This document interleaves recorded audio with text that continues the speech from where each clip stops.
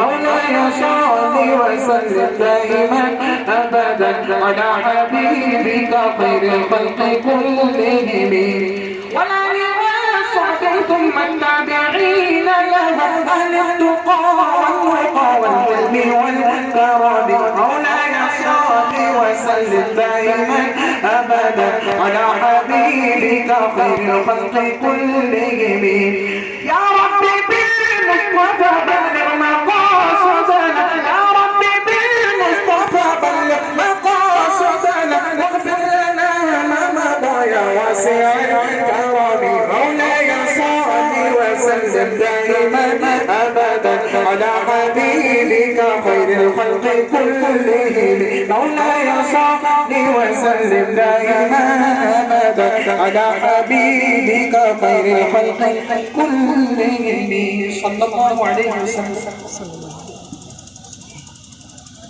اللہ mic پہ کھڑے ہیں ہوں گے.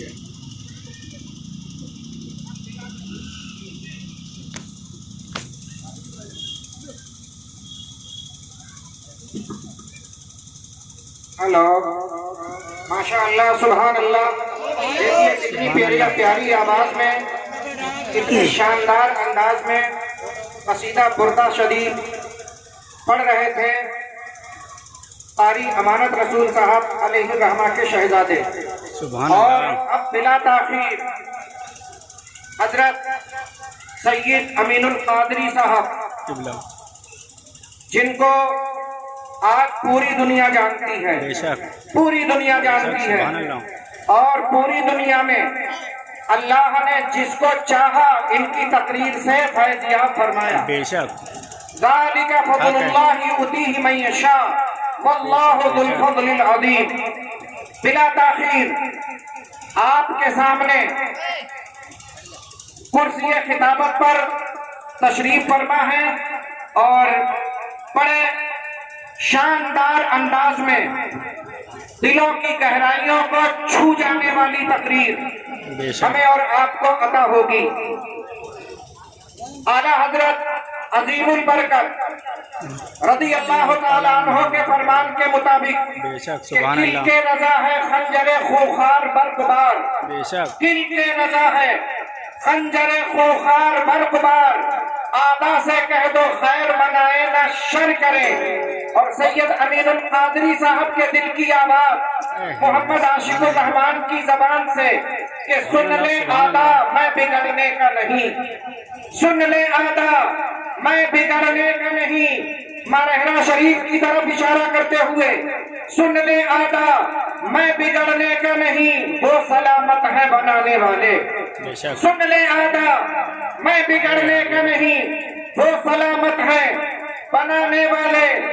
اور کیسے آقاؤں کا بندہ ہوں رضا, بے شک بے کیسے شک آقاؤں کا بندہ ہوں رضا, بول والے میری سرکاروں کے. بے شک مارہرہ شریف سے بہت زیادہ ہم سب فیض پائے ہوئے ہیں, لیکن سید امین القادری صاحب کو جو فیض ملا ہے وہ یہی بیان کر سکتے ہیں اپنی زبان سے. آپ کے سامنے, ہمارے سامنے آپ وہ تشریف فرما ہے. کس شیر کی آمد ہے کہ رن کانپ رہا ہے, کس شیر کی آمد ہے کہ رن کانپ رہا ہے, رن ایک طرف چرخ کوہن کانپ رہا ہے. بے شک سبحان اللہ.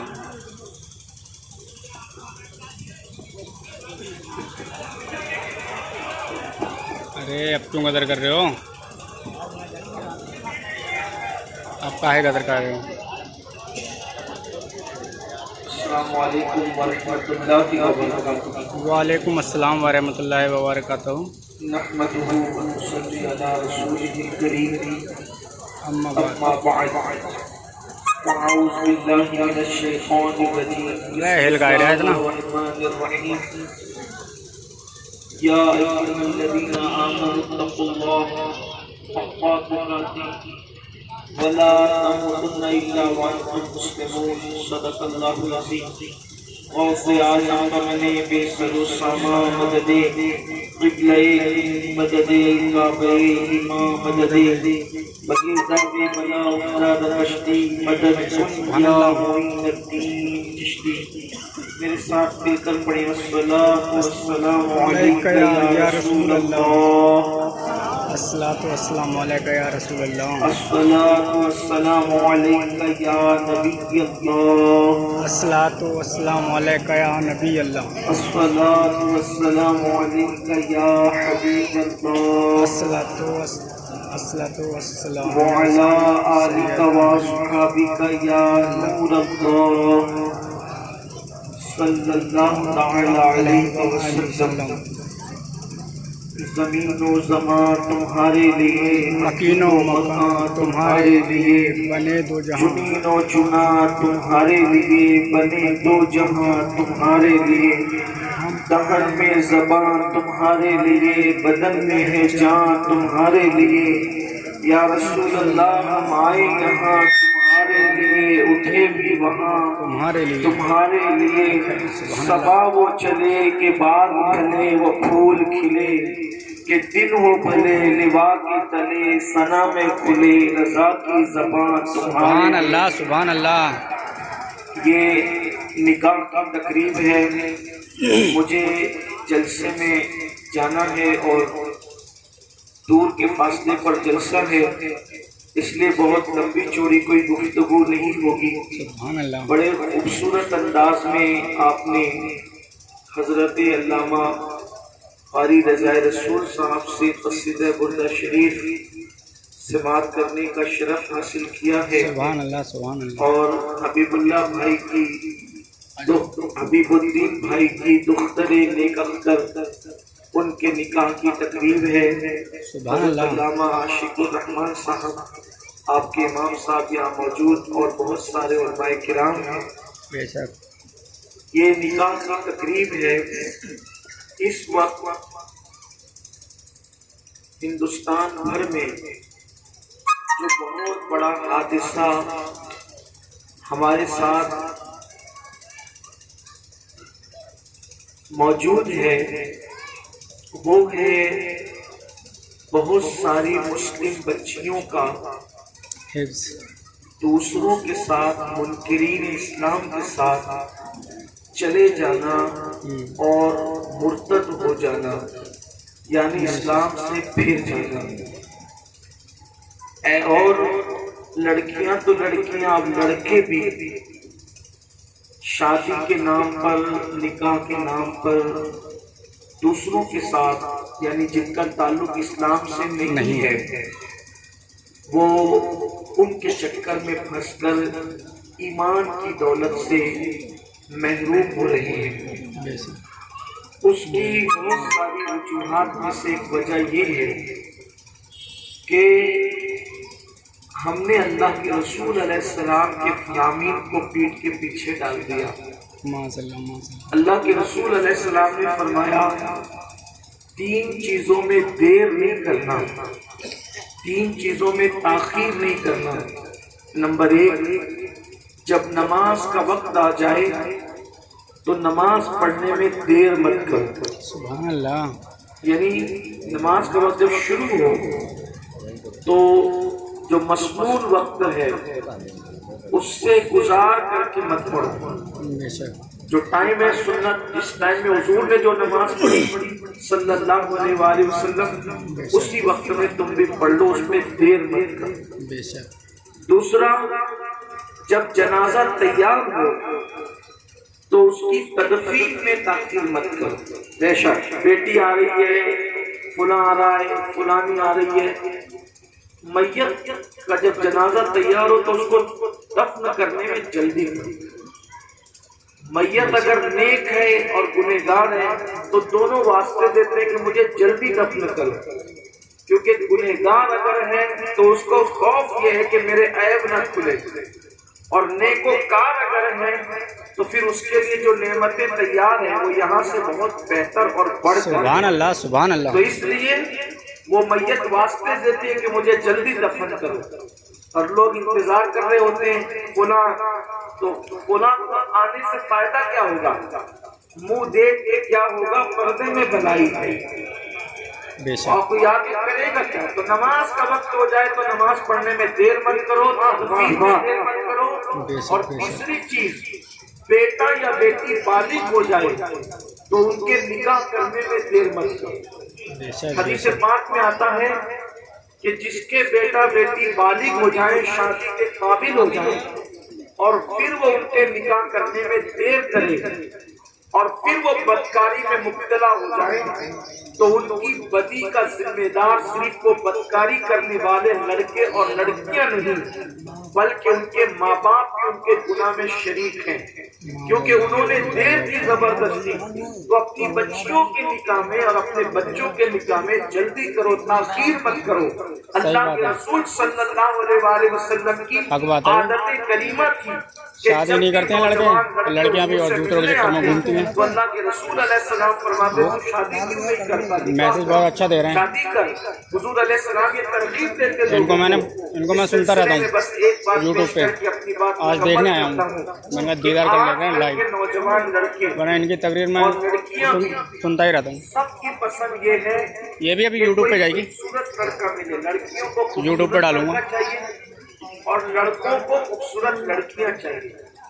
فطرت بھی ہے، لیکن خوبصورت تو اسلام بھی کہتا ہے کہ جب نکاح کرنے نکلو تو دلہن خوبصورت ڈھونڈو، اور نکاح کرو تو دلہا بھی خوبصورت ڈھونڈو.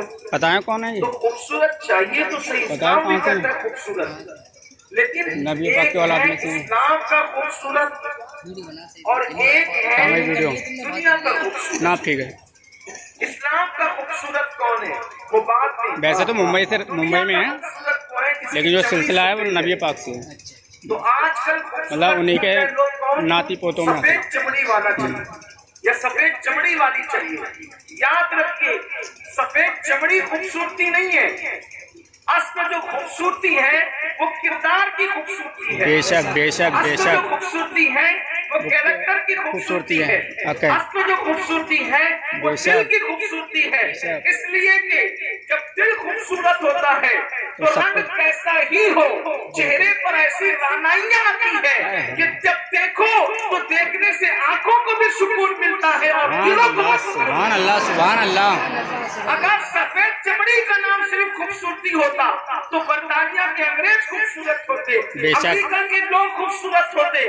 مگر اللہ اکبر، اسلام جو خوبصورتی کی بات کرتا ہے وہ کردار اور کیریکٹر کی خوبصورتی کی بات کرتا ہے. اے میری قوم کے جوان لڑکے اور لڑکیوں سن لو، سفید چمڑے والی ماں، سفید رنگ والی ماں، سفید رنگ والا بیٹا پیدا کرے یہ ضروری نہیں ہے، لیکن جس ماں کے سینے میں عشق مصطفیٰ ہوگا جب وہ بیٹے کو جنم دے گی تو وہ بھی عاشق رسول ہوگا. سبحان اللہ سبحان اللہ سبحان اللہ. کیا بات ہے کیا بات ہے. خوبصورت ماں باپ خوبصورت اولاد پیدا کریں یہ ضروری نہیں، لیکن نیک ماں باپ نیک اولاد کو جنم دیتے ہیں. اس لیے جب بھی رشتے ڈھونڈو تو صرف چمڑی مت دیکھو بلکہ کردار دیکھو، دینداری دیکھو، تقویٰ پرہیزگاری دیکھو. اس سلسلے میں جو بات عرض کرنے چلا تھا وہ یہ کہ حضور علیہ السلام کے ایک صحابی تھے، ان کا نام سعد تھا. اگر قوم کی بچیاں سن رہی ہے میں ان کی خصوصی توجہ چاہتا ہوں.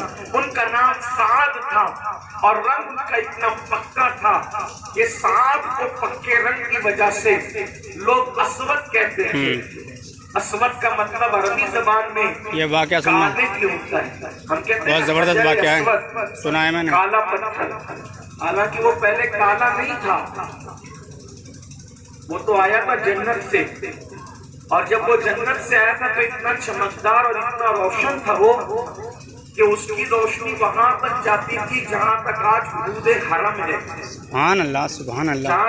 جہاں تک اس کی روشنی گئی وہاں تک کے حرم کی حدود بن گئی. بے شک. تو وہ جنتی پتھر کالا کیوں ہو گیا؟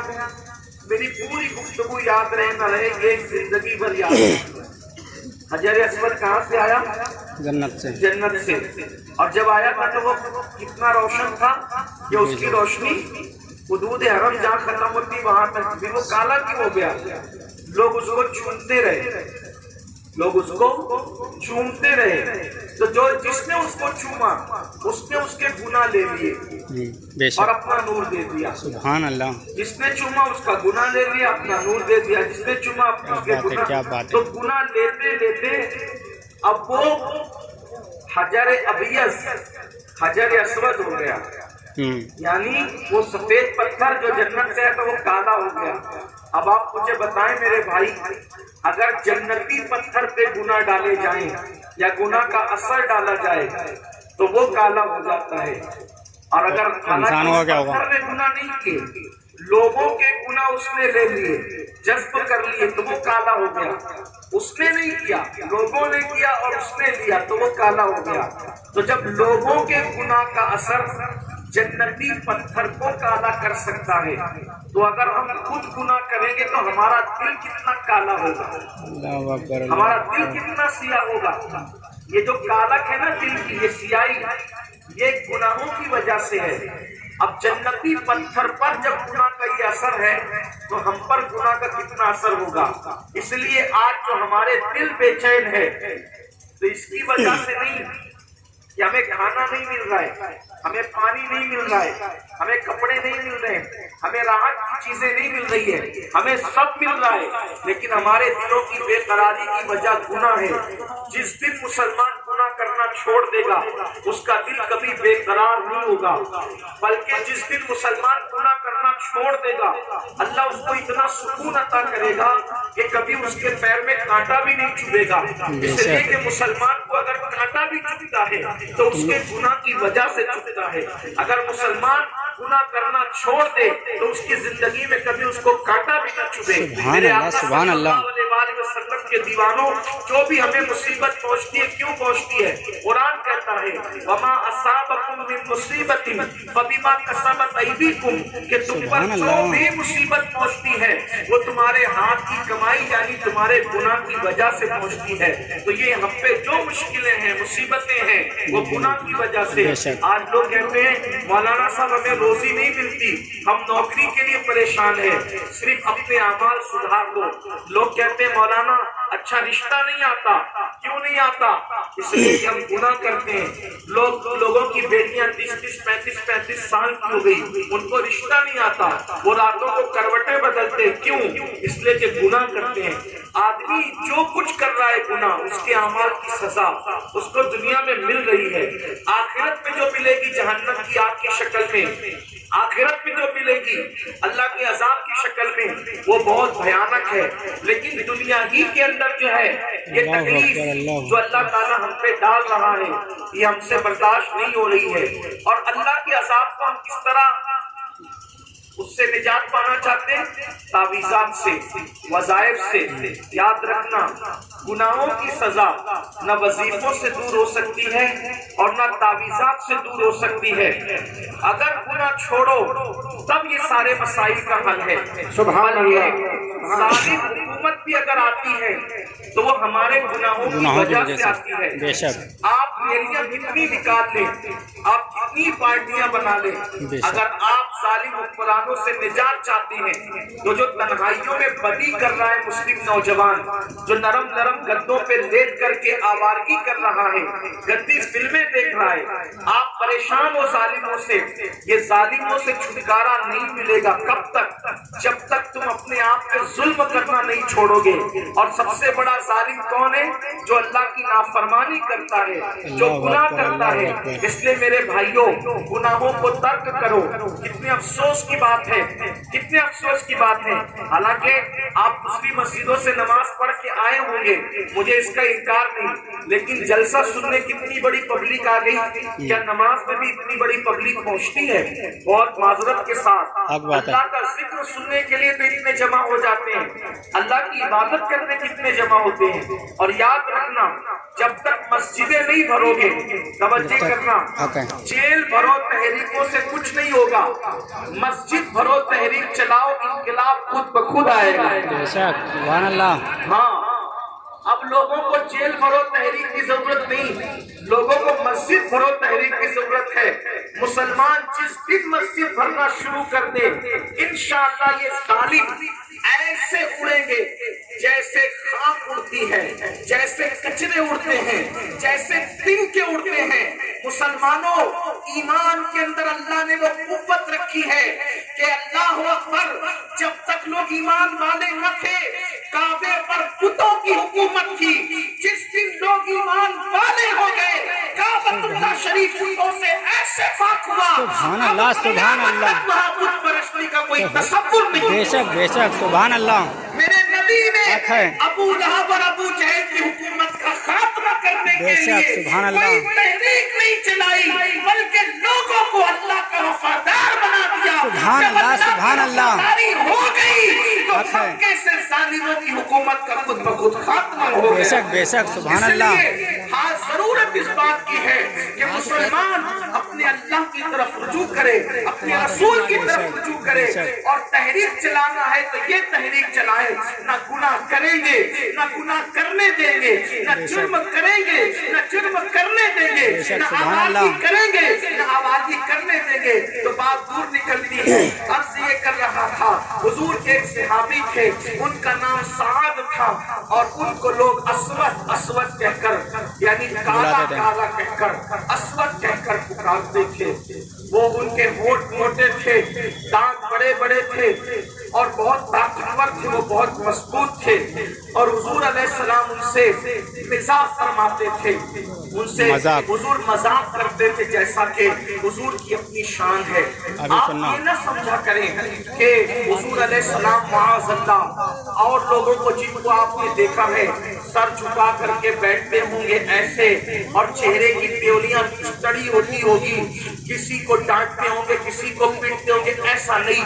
حضور علیہ السلام کی شان ایسی تھی کہ حضور سے زیادہ کوئی مسکرانے والا نہیں تھا۔ میرے امام کہتے ہیں جس کی تسبیح سے روتے ہوئے ہنس پڑے، اس تبسم کی عادت پہ لاکھوں سلام۔ بے شک، سبحان اللہ۔ اس کو کہتے ہیں عادت۔ عادت مطلب مجمع سو رہا ہے کیا؟ رہتی ہے، تو حضور کی عادت تھی، ہمیشہ حضور مسکراتے رہتے تھے، اور حضور لوگوں سے مزاح بھی فرماتے تھے، حضور لوگوں سے مذاق بھی کرتے تھے، جیسا کہ سبحان اللہ، سبحان اللہ۔ مذاق اڑانے میں اور مذاق کرنے میں فرق ہے۔ مذاق اڑانا حرام ہے، مذاق کرنا سنت ہے۔ مذاق اڑانا کیا ہے؟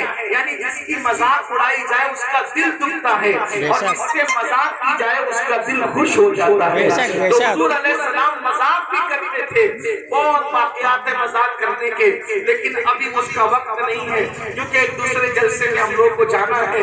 تو عرض یہ کر رہا تھا، حضور حضرت اسود سے مذاق کرتے تھے۔ ایک دن اسود آئے، حضور علیہ السلام تنہا اور اکیلے تھے، ایسے میں میرے کریم آقا نے ان کو مذاق کے طور پہ کہا، اور تو اتنا بڑا ہو گیا ہے، تو شادی کیوں نہیں کرتا؟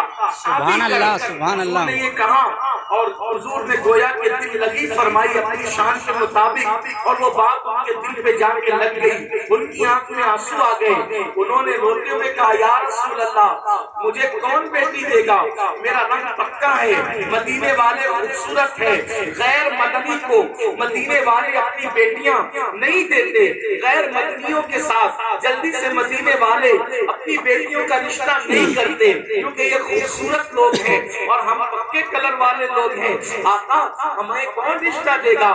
لیکن میرے آقا کی شان، حضور کسی کی آنکھوں میں آنسو نہیں دیکھ سکتے تھے، سرے بالی انہیں رحمت کی ادا لائی ہے، سرے بالی انہیں رحمت کی ادا لائی ہے، حال بگڑا ہے تو بیمار کی بن آئی ہے، اور ان کی زلفیں نہیں رحمت کی گھٹا چھائی ہے، ان کی زلفیں نہیں رحمت کی گھٹا چھائی ہے، ان کے ابرو نہیں تو قبلوں کی یکجائی ہے، سبحان اللہ، سبحان اللہ۔ ابرو نہیں تو قبلوں کی یکجائی ہے۔ تو میرے آقا نے جب ان کی آنکھ میں آنسو دیکھے تو سرکار نے جب دریائے کرم جوش میں آیا، فرمایا جاؤ اور جا کر کے فلاں فلاں کو کہنا جس کے گھر میں سب سے زیادہ خوبصورت بیٹی ہے کہ وہ تیرے ساتھ ان کا رشتہ کر دے، اور اگر وہ ہاں کر دے تو مجھے آ کر کے بتانا، میں تیرا نکاح خود پڑھاؤں گا۔ سبحان اللہ۔ حضور کیسے کریم ہے، فرماتے تیرا نکاح میں خود پڑھاؤں گا، جا اور اس سے کہنا وہ اپنی بیٹی کا رشتہ تیرے ساتھ طے کر دے۔ اب سننا کون کی بیٹیوں کی میں خصوصی توجہ چاہتا ہوں، یاد رکھو کوئی کالے رنگ کا لڑکا ہو یا کوئی غریب ہو یا برادری کا کیسا ہی ہے، لیکن اگر وہ مسلمان یا عاشق رسول ہے تو وہ کافروں سے کہیں درجہ بہتر ہے، بے شک بے شک، وہ مشرکوں سے کہیں درجہ بہتر ہے، وہ اللہ رسول کے خطاروں سے کہیں درجہ بہتر ہے۔ بے شک سبحان اللہ۔ لڑکیاں اگر تھوڑی بہت پڑھ لے یا آج کے لڑکے تھوڑی بہت پڑھ لے تو وہ لوگ جو ہے وہ ڈگری ہولڈر تلاش کرتے ہیں۔ ایک بات آپ سے کہتا ہوں، ڈگری ہولڈر مل جائے تو مقدر کی بات ہے، لیکن ایک جملہ یاد رکھنا، عشق رسول کی ڈگری سے بڑھ کر کے ڈگری کیا ہو سکتی ہے؟ بے شک، ساری ڈگریاں کاغذ کی خبر کے باہر رہ جائے گی، عشق مصطفیٰ کی ڈگری وہ ہے جو قبر کے اندر تک جائے گی، سبحان اللہ سبحان اللہ۔ وہ کیا رنگ دکھائے گی؟ تو میرے امام کہتے ہیں خاک ہو کر قبر میں آرام سے سونا ملا، خاک ہو کر قبر میں آرام سے سونا ملا، چاند کی ایک سیر ہے الفت رسول اللہ کی، سبحان اللہ سبحان کسی اللہ۔ ڈگری والے کے لیے گارنٹی نہیں کہ وہ قبر میں سکون سے سوئے گا، لیکن ایک ڈگری ہے عشق مصطفیٰ کی، وفاداری مصطفیٰ کی، جو قبر میں جائے گا اس کی نیند سلا دیا جائے گا۔ بے شک بے شک سبحان اللہ سبحان اللہ سبحان اللہ یا رسول، زندہ باد زندہ باد، اللہ اکبر یا رسول اللہ، اللہ اس لیے کوئی ڈگری حاصل کرو یا مت کرو، لیکن عشق مصطفیٰ کی ڈگری حاصل کر لو، اور ہر ڈگری انسان دیتا ہے، لیکن عشق مصطفیٰ کی ڈگری خدائے رحمان ہے۔ سبحان اللہ سبحان اور جس اللہ، کو یہ ڈگری مل جاتی ہے وہ قبر میں جاتا ہے تو کیا ہوتا ہے؟ وہ قبر میں پریشان ہے، وہ قبر میں ڈر رہے، وہ قبر میں خوف کر رہے، لیکن جس کے پاس عشق مصطفیٰ کی ڈگری ہے تو میرے امام کہتے ہوئے نظر آتے ہیں کہ نکیرین کرتے ہیں تعصیب میری، نکیرین تعصیب میری، فدا ہو کے ہو سے رہی ہے، عزت میری۔ سبحان اللہ سبحان اللہ۔ اس لیے حضور کے عشق کی ڈگری حاصل کرو، یہ غریب کو بھی مل جاتی ہے، امیر کو بھی مل جاتی ہے، یہ بادشاہوں کو بھی مل جاتی ہے، اور یہ بھکاریوں کو بھی مل جاتی ہے۔ ہاں ہاں، عشق مصطفیٰ کی ڈگری جہاں محمود غزنوی کو ملتی ہے وہ بادشاہ کو وہاں غیاث جیسے غلام کو بھی نصیب ہو جاتی ہے۔ اس لیے میرے آقا علیہ السلام کے پیارے دیوانوں، عشق کی ڈگری وہ ہے جو پست سے بالا کر دیتی ہے، اسی لیے اقبال نے کہا تھا قوت عشق سے ہر پست کو بالا کر دے، دہر میں اسم محمد سے اجالا کر دے، یہ محمد سے وفا تو نے تو ہم تیرے ہیں، یہ جہاں چیز ہے کیا لوح و قلم تیرے ہیں۔ بے شک سبحان اللہ۔ تو آقا نے فرمایا جاؤ اور ان سے کہنا کہ وہ اپنی بیٹی کا رشتہ تمہارے ساتھ طے کر دے، اور جب وہ طے کر دے تو میرے پاس آ کر کہنا میں تمہارا نکاح خود پڑھاؤں گا۔ حدیث پاک کا مفہوم ہے، اس تاریخی واقعے کا مفہوم ہے کہ جب میرے آقا کے وہ صحابی دوپہر کے وقت میں گئے، مختصر اختصار کے ساتھ کہنے لگا ہوں، جب گئے وہاں سلام کیا، سلام پیش کرنے کے بعد کہا کہ حضور نے کہا کہ تم اپنی بیٹی کا رشتہ میرے ساتھ طے کر دو، تو ان کو تردد ہوا، اتنی حسین و جمیل بیٹی کا رشتہ اس پکے رنگ کے جوان کے ساتھ کیسے کر دوں، تردد ہوا۔ تو پیچھے سے بیٹی نے باپ کے کندھے پہ ہاتھ رکھا، دیکھو بیٹیاں کیسی تھی، بیٹیوں کا انداز کیسا تھا، پیچھے سے ہاتھ رکھا، جب باپ نے مڑ کے دیکھا تو بیٹی اپنے باپ سے کہتی ہے بابا آنے والے کو نہ دیکھنا، بھیجنے والے مصطفیٰ جان رحمت کو دیکھنا۔ بابا تیری بیٹی کتنی خوش نصیب ہے، کسی کا رشتہ باپ طے کرتا ہے، کسی کا رشتہ بھائی طے کرتا ہے، کسی کا رشتہ چچا تایا طے کرتے ہیں، لیکن آپ کی بیٹی کتنی خوش نصیب ہے کہ تمہاری بیٹی کا رشتہ مصطفیٰ جان رحمت سے طے کیا۔ سبحان اللہ۔ اس لیے آنے والے کو نہ دیکھے، بھیجنے والے مصطفیٰ جان رحمت صلی اللہ علیہ وسلم کو دیکھے۔ اور پھر کیا ہوتا ہے، پھر وہ صحابی کہتے ہیں ٹھیک ہے ہمیں رشتہ منظور ہے، اور وہ رشتہ منظور ہو جاتا ہے، لیکن وہ جب آتے ہیں آقا سے کہتے ہیں آقا رشتہ منظور ہو گیا، سرکار ان کو کچھ پیسے دے کر کہتے ہیں جاؤ کپڑے خریدو، خوشبو خریدو اور انتظام کرو نکاح کا۔ وہ کپڑے خریدنے جاتے ہیں اور بلال حبشی کی آواز آواز کان میں پہنچتی ہے کہ چلو چلو جنگ کا طبل بج رہا ہے، اللہ کے رسول علیہ السلام تمہیں بلا رہے ہیں، سونے والوں نیند سے اٹھو، مسلح والوں مسلح سے اٹھو، کاروبار مصروف لوگوں کاروبار چھوڑو، حضور بلا رہے جان کی نظریں لے کر۔ وہ صحابی کپڑے خرید رہے تھے، وہ کہتے ہیں بھائی ایک احسان کرو گے؟ دکاندار کہتا ہے کیا؟ تو وہ کہتے ہیں کہ بات اتنی ہے کہ آپ مجھے واپس دے دیں، آپ کے کپڑے واپس لے لیں اور پھر جو ہے مجھ پہ احسان کر دے۔ انہوں نے پیسے واپس لیے اور کپڑے شادی کے خریدنے کی بجائے یوں سمجھیے کہ شادی کا دولہا بننے کی بجائے انہوں نے شہادت کا دولہا بننے کی تیاری شروع کر دی۔ ڈھال تلوار خریدی، نیزہ خریدا اور حضور کو اطلاع دیے بغیر میدان جنگ میں پہنچ گئے۔ جنگ ہوئی اور جب جنگ میں فتح نصیب ہوئی تو شہیدوں کی لاشیں ڈھونڈی جا رہی تھی، ان میں سے اسود کی لاش بھی تھی، یعنی کہ ان کی شادی نہیں ہوئی۔ حضور کو اطلاع دیے بغیر پہنچ گئے میدان جنگ میں، تو جب میرے آقا نے ان کی لاش دیکھی تو لاش دیکھ کر حضور روئے اور رونے کے بعد پھر مسکرانے بھی لگے۔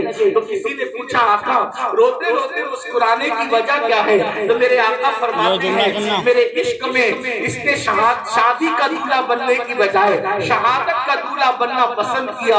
تو آج اس کا حال یہ ہے کہ جنت کی حوریں آپس میں لڑ رہی ہے کہ میں اسود کی دلہن بنوں گی اور میں اسود کی دلہن بنوں گی۔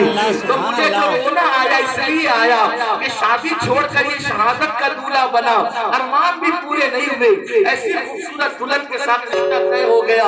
لیکن اللہ اکبر مسکرانا اس پر آیا کہ جنت کی حوریں اس کی قربانی کی بنیاد پر اس کی دلہن بننے کی کوشش کر رہی ہے۔ اس لیے مسلمانوں سفید چمڑی کو ترجیح دینے کی بجائے دل کے عشق مصطفیٰ کو ترجیح دو۔